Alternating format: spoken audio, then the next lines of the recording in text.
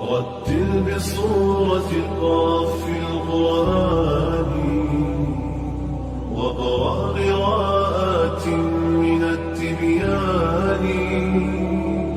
حبل متين مد من رب السماء فسما إلى العلياء بالإنسان.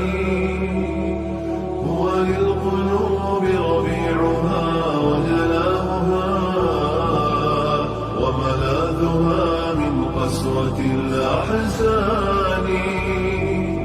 وهو الغنى والنور والذكر الذي يسقي القلوب حلاوة الإيمان.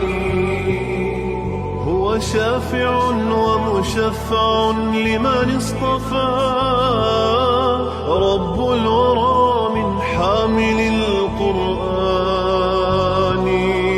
الحافظون الماهرون تعاهدوا